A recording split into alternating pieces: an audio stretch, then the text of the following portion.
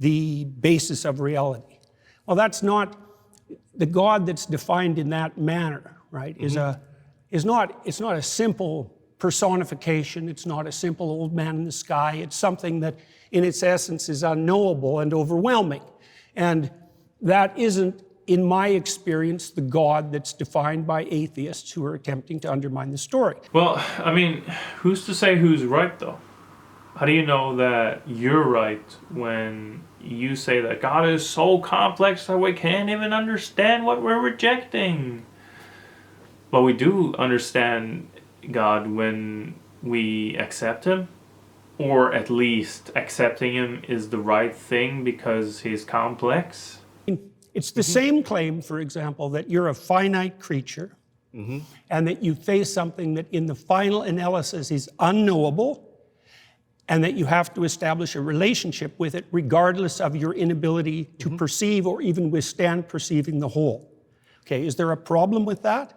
I mean, the problem is that when we look at, famously, when you've been asked, do you believe in God, the question becomes, what do we mean by God? And in the Bible, it's not even clear the biblical authors know what God is, because Yahweh has historically emerged from an early storm god, a deity that doesn't exhaust the category of deity, and that has changed over the Old Testament. Does God have physicality? Does God not have physicality? It seems like, yes, if you define religion to mean anybody that has an aim, anybody that looks at the unknown, anybody who wants to go from chaos to order is inherently religious, then yes. But also in the same way, I could define atheist as somebody who doesn't dogmatically believe in a religion, or somebody who doesn't regularly attend religious services or belong to a denomination. To help especially the audience kind of like boil this down, there was a lot of words there. That the central claim is that we exist somewhere between the finite and the infinite. A central claim. A central claim is that we exist somewhere between the finite and the infinite. No, I said that we were finite and we had to establish a relationship with the infinite. Yeah, then in that case, then we're all religious, but then I can do the same thing and define one particular element of atheism. It seems like we both have a reductive view of what the other side looks like, to the point where a conversation seems incoherent, and not just incoherent, but not in the way that the average Christian understands Christianity to be. Do you have a problem let's with... pause there. Sorry, you've been voted out by the majority.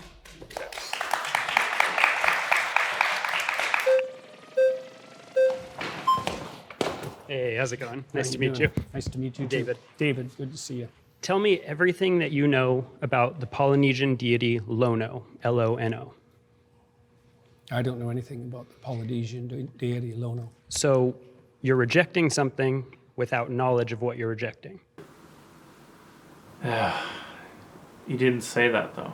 You should have gotten him to say that he rejects it first, and then catch him off guard. Like, aha!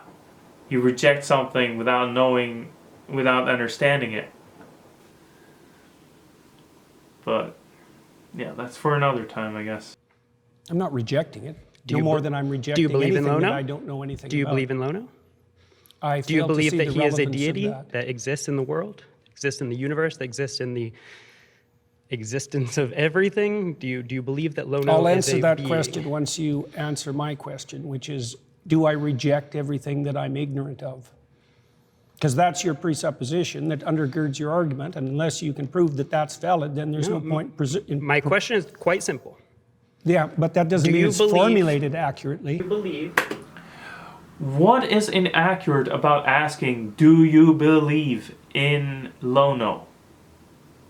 What is inaccurate about that? How could you say that that's inaccurate? It's a straightforward question. I mean, it's a straightforward question. Do you believe in Lono?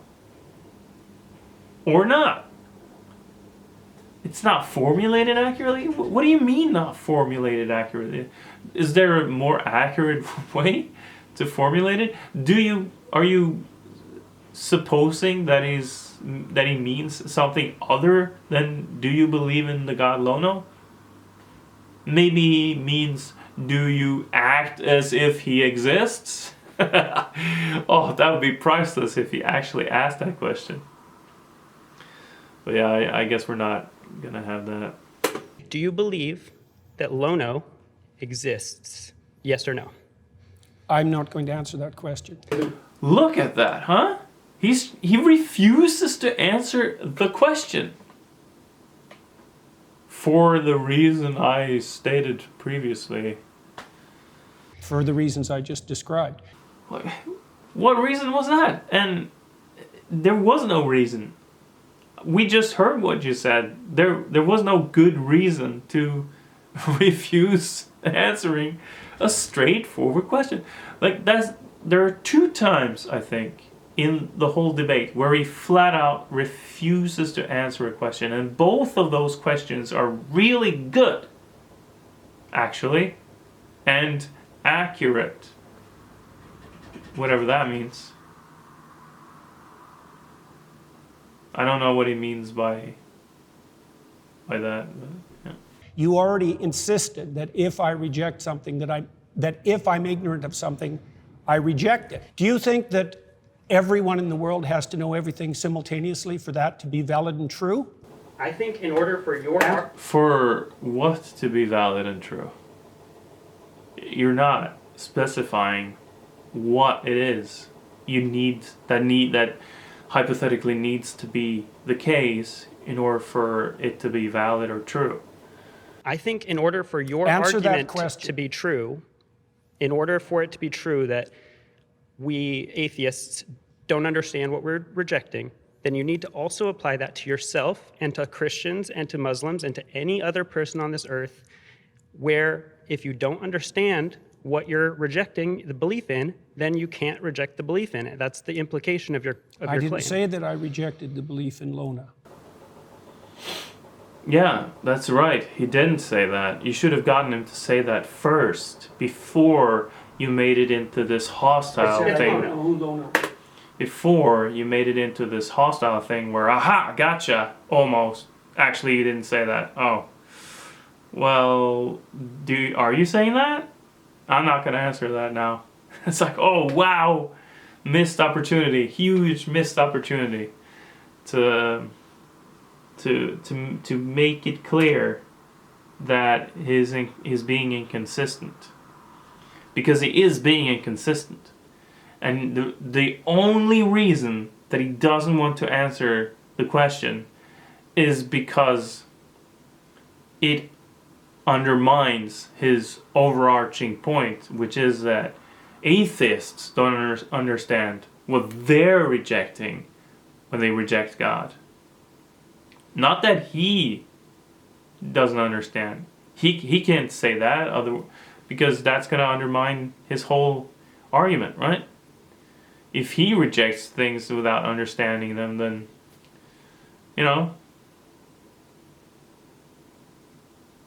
then he's a hypocrite. And in a way that he doesn't want to reveal that he's a hypocrite. Specialty in Christianity and Mediterranean traditions. And further than that, beyond me, Pew Research studies suggest that atheists and agnostics actually know more about religion and about religious stories, the foundational principles, than believers. That's because they're more religious than they think they are. Oh, no, it's not. Come on, man. Being religious is not searching for something else. It's not looking for the truth. It's not, being interested in spiritual things or mythologies or religion. It's not being interested in that. Being religious is having an ideology that includes something holy. That's it. That's the definition of religion. It applies to all religions, and it excludes everything that isn't a religion. Quick and easy. Concise. Right? It's an ideology that includes something holy, and now it's a religion. That's it. Okay, you can. They're concerned with deep matters, and one of the defining characteristics of someone who's oriented in a religious direction is that they're concerned with deep matters. Okay. In fact, it's virtually definition. Yeah. No, again, being religious is not be concerned with deep matters. No. Being religious is having something holy in your ideology or your belief. or your belief system. That is being religious. That is what that is. Everything other than having something holy in your ideology is not being religious. You can love to search for the truth, or being really concerned with deep matters as, true love, or what does it mean to be good, or why do we exist, etc., etc. But none of that means that you are religious. It just means that I might concede that it can be called spiritual, but not in a sense that spirits actually exist, or spirit actually exists. If you only think that one spirit exists, but spiritual in the sense that there's, concern with deep matters. Or like believing that there's something greater than you. You're part of something greater than yourself. Yeah, spiritual, sure. Religious? No. Right, but they also have to identify with a religious tradition and accept the foundational stories.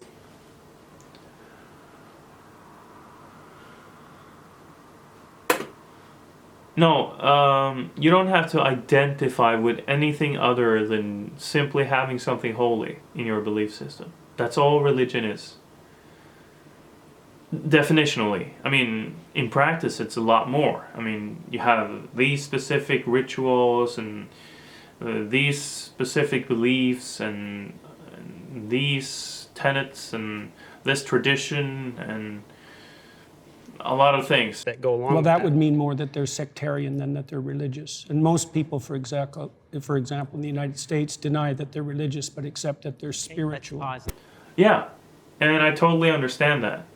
As I pointed out earlier, I feel like I would be comfortable describing myself as spiritual. But religious, no. Just no, because the only reason I'm uncomfortable with identifying as a religious person is because I'm not religious. It's simply because it would be imprecise to describe me as religious. It would be untrue. And I'm uncomfortable with lying. Am I religious? Yeah, I'm religious. No, I'm not. I'm simply not. It's wrong to describe me that way. Because I don't believe in a God, and I don't believe in anything holy.